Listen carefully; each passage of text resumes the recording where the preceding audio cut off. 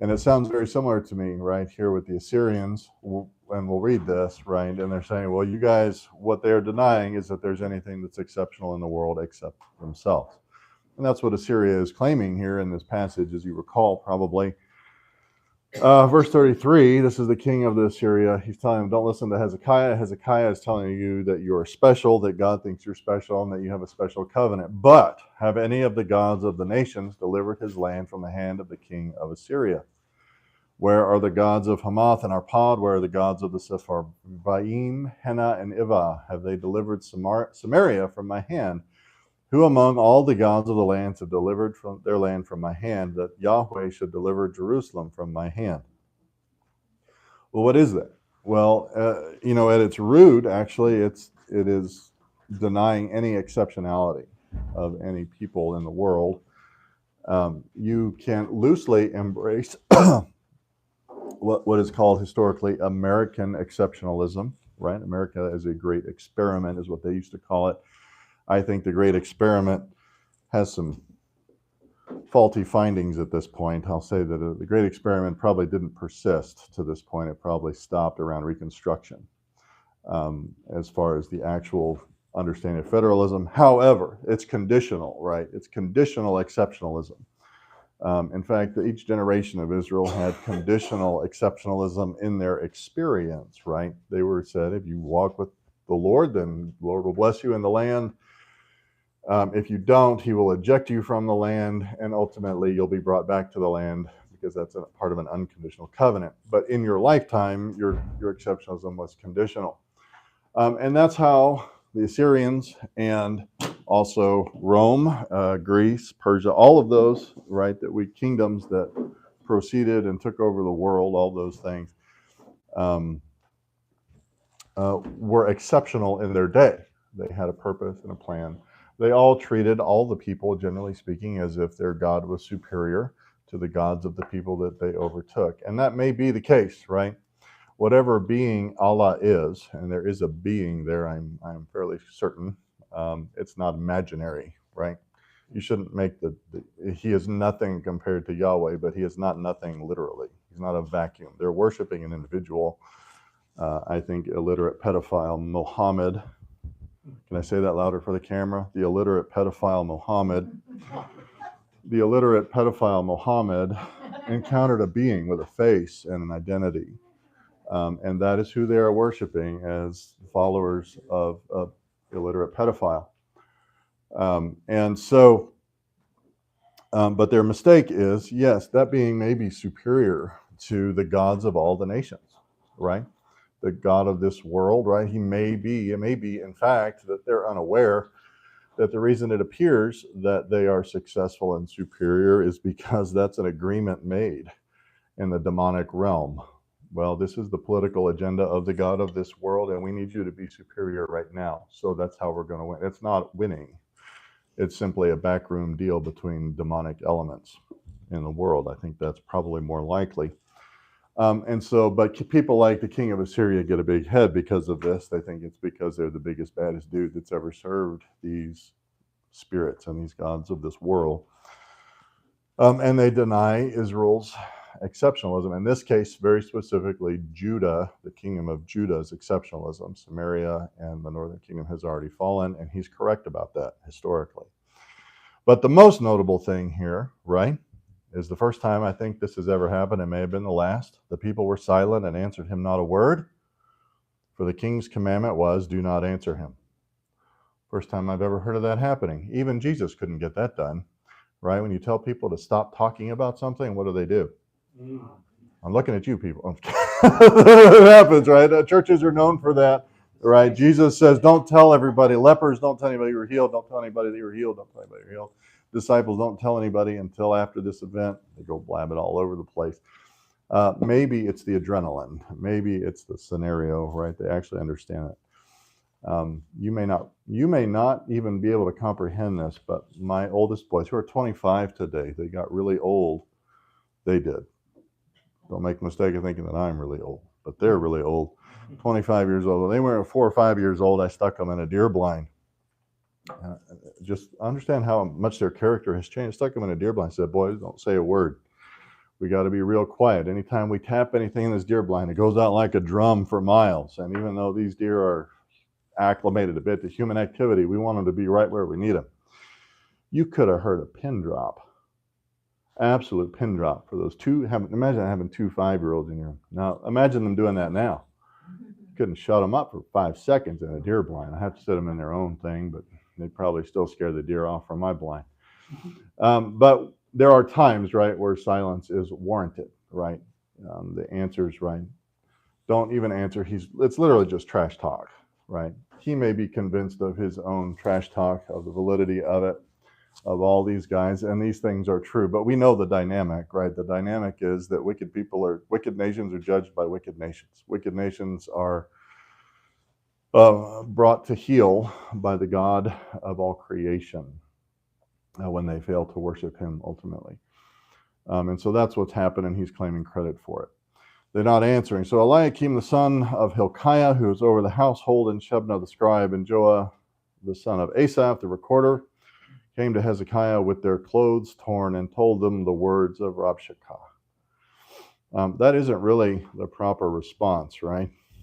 Yeah, how should they have come to the king? Anybody? What do we know about Hezekiah? What was Hezekiah? He's a good king. What is the description of a good king? Hezekiah is probably the best in a long time. What was the text? What did the text say to commend his rule? He did like his father David had done, which is a specific exclusion for most of the time of these kings of Judah. Even the good kings, he did what was right in the sight of the Lord, yet not like his father David. Not like his father David. Hezekiah is the first one in a long time that was said the opposite, that he did as his father David had done. What did David do when the nation of Israel was taunted by its enemies? I can kill that boy. I can kill that little man. What are you scared of? Why are you shaking? I don't even need your armor. I don't need anything. Give me a couple of rocks. Now, I've shown you the picture of the sling. You think David, the shepherd boy, is Dennis the Menace, don't you? You ever watch the old Dennis the Menace show? Isaac used to love that show. You know what he would call it? We call it Dennis the Menace. He would say, can I watch that show about the helpful boy? Yeah. Dennis the Menace was the helpful boy. And he has this little slingshot. Right. You've seen, I showed you the sling video, right, of the guy. And it's a weapon, a formidable weapon, but still not armored up, right? Not armored up like the soldier that day. That would have been an appropriate response for the servants of someone who has done righteously, like his father David. Come ready for battle, because that's what's going to happen, right? They come in and tear their clothes. Hezekiah is influenced, right, in his fashion choices. You'll note that it's common for people to be in mourning frequently around here. They go and buy jeans specifically for mourning. Did you know that? They go in and they tear them. Pamela's in mourning. Did you know? She's smiley for being someone in mourning. We're not sure what she's mourning, but clearly she went out on purpose and bought clothes that were in mourning. You didn't bring your ashes, did you? No. Okay. All right. The symbol means something different apparently in our day, but generally speaking, if you went around with torn clothes, people knew you were in mourning back in the day. Covered himself with sackcloth, king, and a potato sack, essentially, and entered the house of Yahweh. Then he sent Eliakim, who was over the household, with Shebna the scribe, and the elders of the priests also covered with sackcloth, and Isaiah the prophet, the son of Amos. Rock star enters the room, right? Major prophet here, you guys. So major that liberals today think 3 or 4 guys wrote the book of Isaiah because it couldn't have been the work of one dude, because gee whiz, look how much information he has. Look how accurate he was. Look how amazing he was. And it had to be written by 3 or 4 different people. No. Anyway, we can talk about that some other time. And they said to him, thus says Hezekiah, this day is a day of distress, rebuke, and rejection, for children have come to birth, and there is no strength to deliver. Even the midwives won't show up. They're so scared now. Perhaps Yahweh your God will hear all the words of Rabshakeh, whom his master, the king of Assyria, has sent to reproach the living God and will rebuke the words which Yahweh your God has heard. Therefore, offer a prayer for the remnant that is left. Now, that's a mediocre answer, actually, isn't it? It's a mediocre answer. It is not the worst answer, right? Maybe God will do all that. Maybe God himself will rebuke. But if a man comes up to me and says, my wife is giving me this problem, may the Lord rebuke her, I'm going to tell him, you need to put your britches on, buddy. You need to be a husband. You need to lay your life down for your wife. That you need to confront that situation, or vice versa, potentially, right?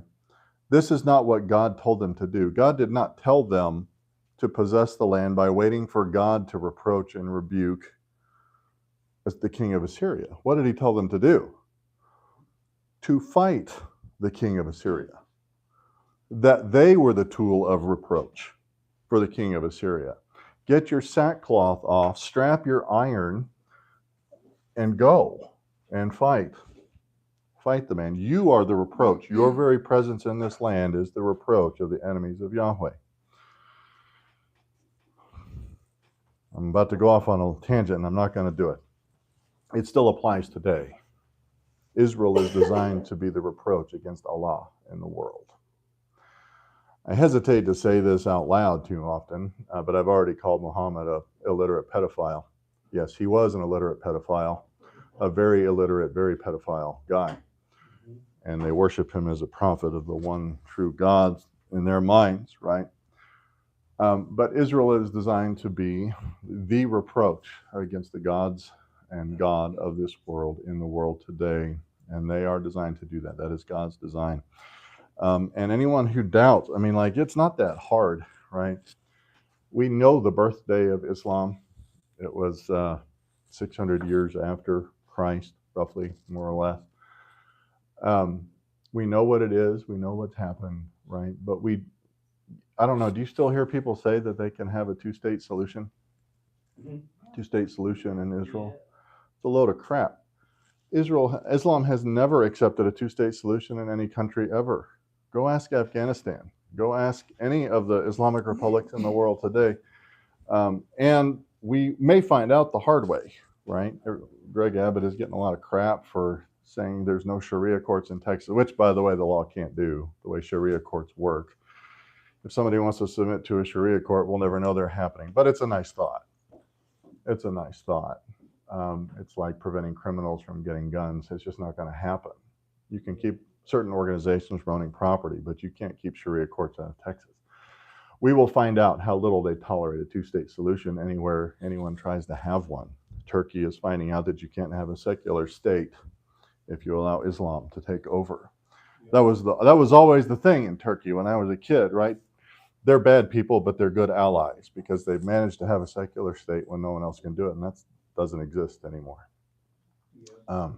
So anyway, the reason is God does not usually directly reproach his enemies. He brings discipline upon his people when they fail to act faithfully and bring his reproach upon his enemies. Does that make sense? That's what they should have done. Get rid of the sackcloth, get your armor on, and let's go do it. But perhaps he will. It's sort of a faithful answer. Maybe God will do it. So the servants of King Hezekiah came to Isaiah. Isaiah said to them, thus you shall say to your master, thus says Yahweh, do not be afraid, because of the words you have heard with which the servants of the king of Assyria have blasphemed me. Behold, I will put a spirit in him so that he will hear a rumor and return to his own land, and I will make him fall by the sword in his own land. So what does God do when people fail to do what he considers ideal, what he has commanded them to do?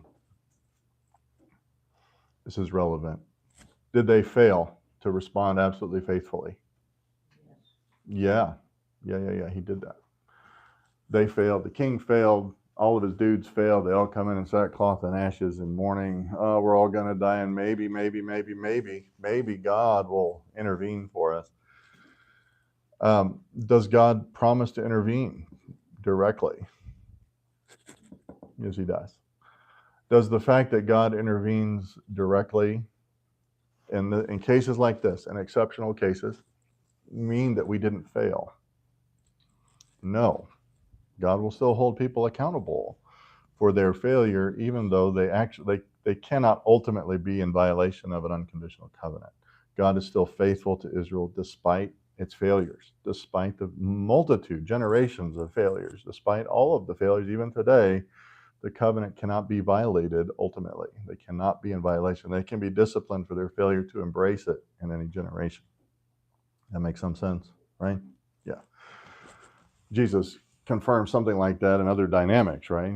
Woe to the world because of its stumbling blocks. The stumbling blocks are inevitable, but woe to the person who brings them, by whom they come, right? They're inevitable, they're going to come, but everyone is individually responsible for their response. So God does that, right? It's exceptional that he does so, but he will act according to his sovereignty and in accordance with his covenant to preserve, in this case, I think, the Davidic line. And so God is going to start a rumor mill to bring about the destruction of the king. We could also go off on another tangent here, how destructive a rumor mill can be. But we won't. You can look at it two ways. Look, God keeps that as a toolbox in his toolkit, right? That God was the one that started the rumor mill, or God was going to, through the prophet, do that. Let's leave that for God's sovereignty to decide when he's going to do that, right? Because you can bring down kings, right, with just a rumor. Rabshakeh returned and found the king of Assyria fighting against Libnah, for he had heard that the king had left Lachish. He heard them saying concerning Tirhakah, king of Cush, behold, he has come out to fight against you. He sent messengers again to Hezekiah, saying, thus you shall say to Hezekiah, king of Judah, do not let your God in whom you trust deceive you, saying, Jerusalem will not be given into the hand of the king of Assyria. Behold, you have heard what the kings of Assyria have done to all the lands, destroying them completely. So will you be spared? Did the gods of those nations which my fathers destroyed deliver them? Even Gozan and Haran and Rezeph and the sons of Eden who were in Telassar. Where is the king of Hamath, the king of Arpad, the king of the city of the Sepharvaim and of Hena and Iva? Anybody else want to pronounce those better? I'll take volunteers. Sepharvaim always gets me. It looks like there should be an additional syllable there, but that last diphthong should be just one vowel. It's hard. Spanish doesn't have diphthong, so you have to switch back and forth. It makes you that get tied. But that's also why most people can't pronounce my last name in El Paso. 3 vowels in a row just doesn't do Spanish well, right? They just go, Josh, then stop. They just stop. So then I have to help you in a little German lesson. Anyway, king of Hamath, the king of Arpad, they're not there, right? We're still digging the ites out of archaeology, right? The Bible mentions all sorts of ites that we've never found, because when God buries a tribe, they get buried, right? We're still digging those people out. It used to be, back when I was a kid, the big thing was you still heard rumors about that the Hittites didn't exist because we never found any archaeological record. And then you also heard that Moses could not have written the Torah because nobody was writing anything when Moses was born. 2 things we found. There's like Hittite stuff everywhere. Hittite archaeology. We had to dig a little deeper.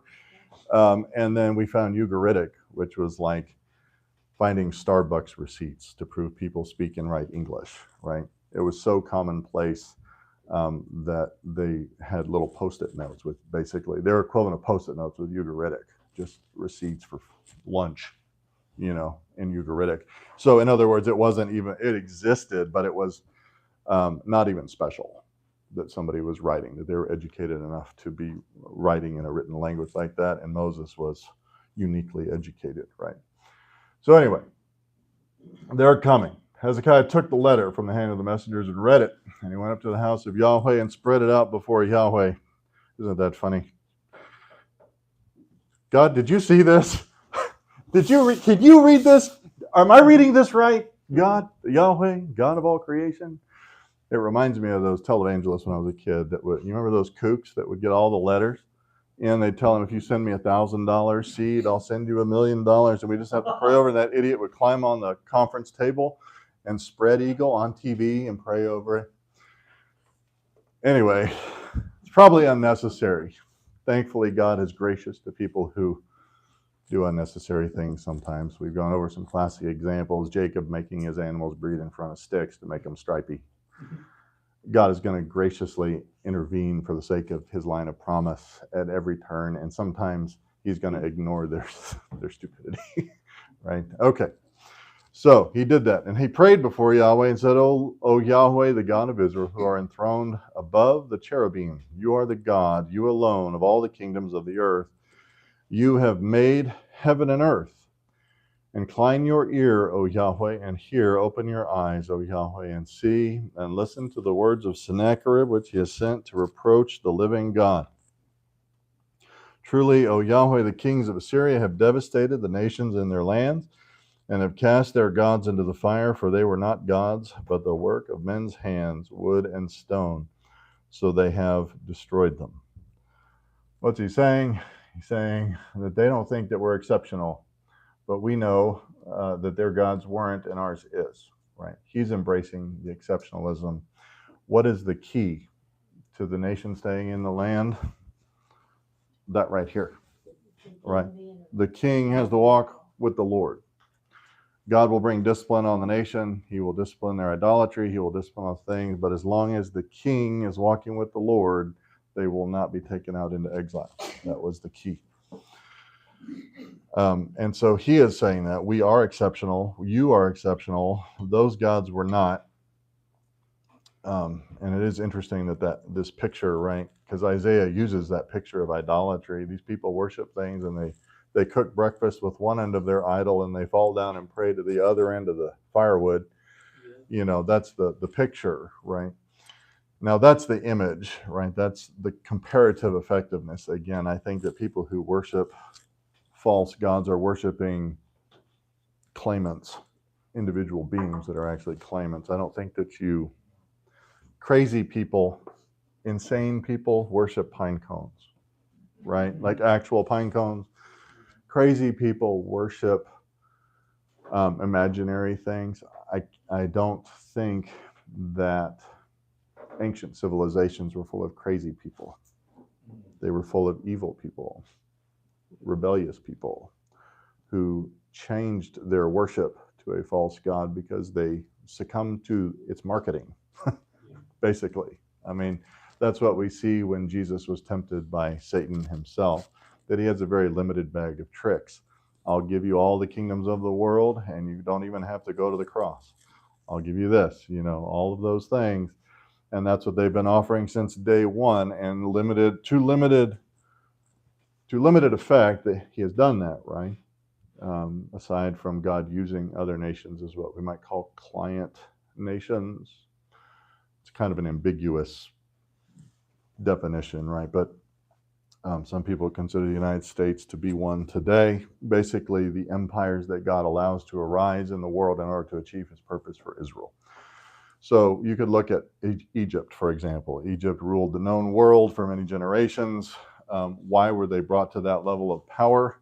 One might say, looking at the biblical record, simply to create a nation out of the family of Jacob, right? Out of the family of Abraham, Isaac, and Jacob. From 70/75 people. Two different numbers are mentioned in Scripture. We won't go into that. Roughly 70 people were turned into a nation of millions by the time the Exodus took place a few centuries later. Why were they allowed to exist? Because they were helpful in achieving God's purpose. But it doesn't mean they were deceived. It also doesn't mean that they were crazy. They were deceived in their worship. But I don't know. I don't know how you get all of the diversity of beings with such similarity in demands without a coordinated effort, right? There are crazy people who worship pine cones, but all of the lasting elements of idolatry in the world come back in the end to bloodthirsty wickedness, and they demand human sacrifice. Humanism does so here in the United States. It is a religion. It is the religion of self that demands that. Back in the day, I tell people this, and they're sometimes shocked by it. I understand people who made their children pass through the fires of Molech to some degree. I understand deceived humanity that believes that God will strike their entire nation with death, destruction, and pestilence if they don't sacrifice one for the sake of the many. We are far worse than that. Far worse than that, because we will sacrifice a human simply for comfort, for our own comfort, for our own thinking that we are sovereign over God's decision and appointment. That's way worse. That's a far darker religion, the religion of self, than worshiping a deity that has a pretty profound marketing program. You know what I mean? Has good commercials. Anyway, these are Hezekiah understands the difference. He embraces the exceptionality. We need to be able to do that, to embrace the exceptionality of the God that we worship among the people. We need to not be afraid, because when you say that Muhammad was an illiterate pedophile, they will start going down the list of things, right, that that patriarchs and believers and prophets and priests have sinned against, right? That they were bad people. They'll go down the list of people who were bad people in the Bible. If I were in the Bible, I would be a bad person in the Bible. I have failed a lot, right? What is the difference between the wickedness of Islam and the wickedness of Christianity? I won't say the wickedness of Christianity, the wickedness of Christians. What's the difference between the wickedness that we find in Islam and the wickedness that we find in Christianity among Christians? Islam demands that. Yeah, yeah. You have to honor their God by wickedness, by being, incestuous, pedophile, polygamist, in addition to honor their God. That's what you have to be. You have to crush your enemies. You seize political control, and that is what their God requires rather than what their God judges, right? That's the difference. So do not fall into that trap. I mentioned it before. The United States government is stupid. Yes? All the time. I'm not talking about the Constitution. Love the Constitution. Great experiment. Exceptional in that regard, but it's never been applied quite well. And it's stupid because they say things like, we can have this thing called the Abraham Accords, right? Do not treat with the Ishmaelites, for one thing. But it's not, they have a biological claim to being descended from Abraham, generally speaking, at least as much as many people do, right? But they will go further than that, and they will say that their religion has a claim to Abraham. They may be an Abrahamic people, because that was part of the promise, right? That you'll be the father of many nations. They may be an Abrahamic people, but their Abrahamic religion does not exist. That religion, Abraham never saw that religion. Nobody that Abraham ever saw that religion. We know the birthday, right? We know when it started. We know when Muhammad had his vision. We know that for centuries after, they didn't even know what the Quran was, though he supposedly wrote it, right? They were competing. You think that there's an argument over the text in the Bible. There's an argument over like 1% of the text in the Bible, but they couldn't settle down what Muhammad actually intended to write in the Quran for centuries. Couldn't do it. Anyway, embrace the exceptionalism. Do not buy into the liberalism of our society that says that we can have unmitigated, unmoderated, unregulated freedom of religion and still exist in freedom. You can't do that. And Hezekiah doesn't play with that, right? He understands the exceptionalism. Deliver us from the hand, that all the kingdoms of the earth may know that you alone, O Yahweh, our God. We might say, do your will, right? Whatever is your will, Lord, right? So Isaiah, the son of Amos, do y'all care how I pronounce that? How would you pronounce it? Amos? Amos? Well, of course, yeah. We could do Amos too. Say Amos also. We wanted to soften that Z. Anyway, sent to Hezekiah saying, thus says Yahweh, the God of Israel, Because you have prayed to me about Sennacherib, king of Assyria. I have heard you. This is the word that Yahweh has spoken against him. She has despised you and mocked you, the virgin daughter of Zion. She has shaken her head against you, the daughter of Jerusalem. Whom have you reproached and blasphemed, and against him have you raised your voice, and haughtily lifted up your eyes against the Holy One of Israel. Through your messengers you have reproached Yahweh, and you have said, with my many chariots I came up to the heights of the mountains, to the remotest parts of Lebanon, and I cut down its tall cedars and its choice cypresses, and I entered its farthest lodging place, for its thickest forest. I dug wells and drank foreign waters, and with the sole of my feet I dried up all the rivers of Egypt. Have you not heard? Long ago I did it. In ancient times I planned it, now I have brought it to pass. You should turn fortified cities into ruinous heaps, therefore their inhabitants were short of strength. They were dismayed and put to shame. They were as the vegetation of the field, and as the green herb, as grass on the housetops is scorched before it is grown up. But I know you're sitting down, and you're going out, and you're coming in, and you're raging against me. Because of your raging against me, and because of your arrogance has come up to my ears. Therefore I will put my hook in your nose, and my bridle in your lips, and I will turn you back by the way which you came, in bondage, by the way. This is why every time I see a septum ring, this is the passage I think of. Yep. Are you waiting for somebody to hook a chain to that and drag you off somewhere? I mean, it's cool if that's how you roll, but anyway.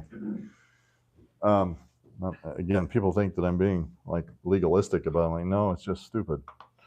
Kind of to do that, but that's okay. Whatever you want to do. What's he saying? What's Isaiah saying? All right, this sounds almost like God's response to Job at certain places. Do you think you're talking to a piece of firewood? Because you think as you beat a piece of firewood that you're going to beat me who did all of these things? I dried up the rivers of Egypt with the soles of my feet. Because that was the accusation, right, from the messengers of Sennacherib, right? You think you're leaning on Egypt, or you're leaning politically on Egypt, and we destroyed Egypt. We're bigger and badder than Egypt. They're going to fail you. And Yahweh just trumps it through Isaiah's prophecy. I don't care. I'm above all those things, and here's the long line of things that you ought to remember. Long line of things that you ought to remember. This is something that the peoples of the land of Canaan understood. I don't know if you remember back when in the book of Joshua, everybody's knees were shaking as the days started counting down. It seems like they actually knew when the end date was. I'm not sure. Again, how did the rumor mill work? Did they know that they were going to, as the last person died, which ended up being Moses, who was originally an exception, when Moses died, that it was about to get real in the promised land, that they were about to come and destroy everybody and annihilate those 7 nations. They seemed to know that. They understood the record. They knew all the way back to the history of what had happened and what God had done in Egypt and how they brought them out of Egypt. And apparently that collective memory has been lost, right? And it's been lost today, I think, how God has preserved Israel. And I'm not talking about scripturally. People, that's written down. You can't get people to read in a society where apparently 54% of American adults have a 6th grade reading level today. They're probably going to have a hard time in the Old Testament. They would do well to even look at a good solid picture Bible, to be quite frank. They would remember some things that they need to remember, but even modern times, right? Wait a second. You boys in the back, what do you think is modern time? Let's just ask. This may demonstrate something to me. Let me ask it this way. How old does somebody have to be old to you? 60, 70. You are so mature. Look at this guy. Man, no, that's okay. See, oh my goodness. Oh, you blew my point out of the water. I thought he was going to say if you could remember 9/11, you were old. Anyway, that's what most people, yeah, man. Oh, now I feel pretty good. All right, okay. I had to tell my own son that yesterday. I remember we picked up a piano while his wife was having a baby. Y'all ought to give him a hard time about that. And I was the backup, right? Because they had failed to pick up the piano. And I was like, now, son, you realize what you did. You went and called the guy that you call a decrepit old conjurer about 3 times a day to come help you with this piano that you couldn't pick up. So let's have none of that anymore. for a while yet. I'm not a decrepit old codger just yet. Neither am I a youngster. Anyway, the world has forgotten. And we're talking, there are miraculous events, such as events of the 6-Day War, events regarding, I don't know if y'all have ever read, even historical fiction about the event does a pretty good job about the transition, right, that created the modern nation of Israel, and what the miracles that had to be stacked on top of miracles for them to come back into sovereignty in the land that they had been absent from for millennia, right?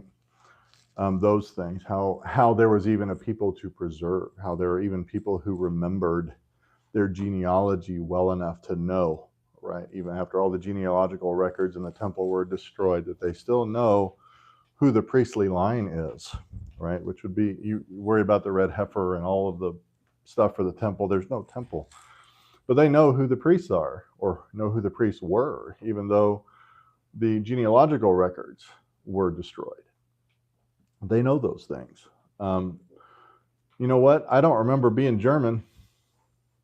Not one lick. My family came to Texas, or came to the United States prior to the Civil War by a couple of years. Is the earliest we can find from Germany on whatever the Germans were. We're not sure when the French people, they were escaping something. the French people were escaping something. They didn't tell anybody where they went or when they got there. The Germans, though, were up front, and they did that. I don't remember being German. People if you come up to me, we've had people come to this church recently, actually, because of my last name, believe it or not, here in El Paso, where 99.9% of people can't pronounce my last name. Came here because he was from Germany and wanted to come where there was a German guy, and he was sorely disappointed because I'm only very remotely historically German. But you know what? Jewish people, and even secular Jewish people in El Paso, know exactly who they are, know exactly from whence they come, and the faithful ones know exactly where they will return. And that is itself a matter of extreme exceptionalism. How many ites haven't we found a single archaeological record of? We know they're there. We know that if we dig far enough, we'll find their bathrooms and their kitchens. That's what archaeologists spend their time digging up. Bathrooms and kitchens and dumps. That's the lasting elements of most civilizations, is the bathrooms, the kitchens, and the dumps. And we would find them if we dug far enough. But Israel doesn't have to do that. They don't. They're exceptional. Oh, my notifications came up. Hey, by the way, don't disturb me. Do not disturb is on. Anyway, running out of minutes here, guys. You guys got to make tracks here. You guys got to stop dragging me down. Yeah. Man, what's going on? It's not your fault. All right. The long resume. I'm going to show this little guy, Sennacherib, exactly who I am and exactly who you are. And your issue is you need to simply believe, get your sackcloth off, and start celebrating, because this is going to be a day of celebration. This shall be a sign for you. You will eat this year what grows of itself. Second year, what springs from the same. And in the third year, sow, reap, plant, vineyards, and eat their fruit. That was the promise in the land, right? That you will enter the land. It was a land flowing with what? Milk and honey, right? How do you get milk? You ever tried to milk a non-domesticated animal? According to Meet the Parents, back in the day, you can milk anything with nipples, right? But you know what? Back down in East Texas, they have events at the county fairs called milking a wild cow. You ever tried? You think basically milk a cow 3 or 4 years old, never been milked before? It's exciting, but nobody gets much milk, right? It's indicating agriculture. You're going to come in and agriculture is going to be established in the land. But they were keeping bees, sort of, but generally honey was harvested wild. In other words, the promise in the land was you're going to benefit from the abundance of agriculture, but the land itself will provide for you, right? And although they're under siege by Sennacherib, who wiped out all these people, admittedly, who burned all their firewood idols and subjugated all of them and politically destroyed them. You guys, though you're under siege now and under threat, you will never lack provision from the land. You'll never lack it, even though that's going to happen, right? That's how you lay siege to a nation, to a city-state, anywhere, is you cut off all supplies, right? And it had happened in the Northern Kingdom. They had already experienced cannibalism, right, because of the siege it was laid. And God says, that's not going to happen to you. You're going to eat from the land. You're not going to eat your kids. As harsh as that sounds. You will never be in that position as long as you're faithful to me. The surviving remnant of the house of Judah will again take root downward and bear fruit upward. A very messianic, prophetic image of the shoot of Jesse, though the stump is burned, right? That there will come out a shoot. I think I've mentioned this when I preached that passage, usually during Advent, I think. I haven't preached through the whole book as of yet, but an Advent passage, right? I burned a lot of stumps. You burned any stumps? In hill country of Texas, it's the national sport, is burning cedar. When you cut a cedar tree down and then you decide, I don't have a tractor, I don't have this, I burn the stump. And so you got a cedar stump here, you want to get rid of it. One of the ways to do it is to build your burn pile over the big stump and let it burn. You know what happens? 60 feet away, you start seeing smoke come out of the ground. Because the fire travels through the air in the roots and goes and burns. And you can actually start a fire with the root 50 feet away. You got to be real careful. In other words, burning cedar. When you burn a stump, that's supposed to mean nothing comes back up out of it. When you burn a stump, and God prophesies, right, that out of the burned, cut off stump of that line of Jesse, there will come a shoot, right? And that's the imagery that's even revealed here to Hezekiah. The remnant will persist. And not only will it persist, it will not persist the way the empire of Egypt and all the other empires that have gone down and are vassal states. You will bear fruit upward. For out of Jerusalem will go forth a remnant, and out of Mount Zion survivors. The zeal of Yahweh will perform this. It won't be because you're super faithful. It won't be on any of those reasons. It'll simply be because God is enthusiastic about it. God wants to see what God is going to do. He knows what he's going to do, but he wants to bring it to fruition. Thus says Yahweh concerning the king of Assyria, he will not come to this city or shoot an arrow there, and he will not come before it with a shield or throw up a siege ramp against it. In other words, to this point, it's all talk. He sent his messengers to come and trash talk you. And some of y'all are scared, and some of you aren't. But we'll see how it goes, right? And he will return. By the way that he came, by the same he will return. That's usually the sign of an ended campaign, right? That's what happened to Alexander the Great, right? Everybody got sick of the expansion, and they just refused to go any further. And it ended. So they go back the way they came. That's the safe route, right? That they've already conquered their way to that point. That's the idea. Not only is it's going to end here, his expansion in this regard is going to end here, at least in terms of what he's going to do to you. You're not going to have a continued threat. I will defend this city, save it for my own sake, for my servant David's sake. Then it happened that night that the angel of Yahweh went out and struck 185,000 in the camp of the Assyrians.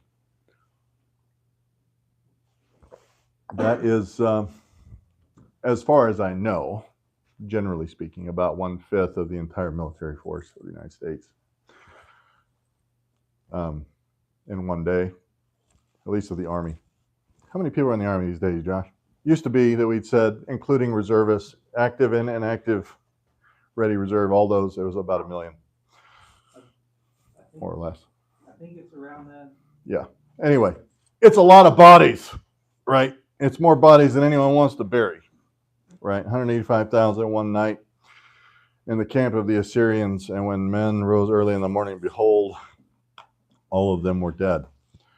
So Sennacherib, king of Assyria, departed and returned home and lived at Nineveh. And it came about as he was worshiping in the house of Nisroch, his god, that Adramelech and Sharezer killed him with the sword, and they escaped into the land of Ararat. And Esarhaddon, his son, became king in his place. And the writer does exactly as Yahweh predicted. Exactly as God said what was going to happen. That's what happened. We'll pick up with chapter 20 next week. It's a pretty miraculous situation here in chapter 20. It's always interesting to review. Any questions or comments, observations about that passage, that chapter, and a couple of verses out of 18? Yeah, Josh. I think it's interesting. You see it in other places in the Bible. God says, this is going to be your sign. Something's going to happen after I've done this. Like, remember what he told Moses? Here's the sign.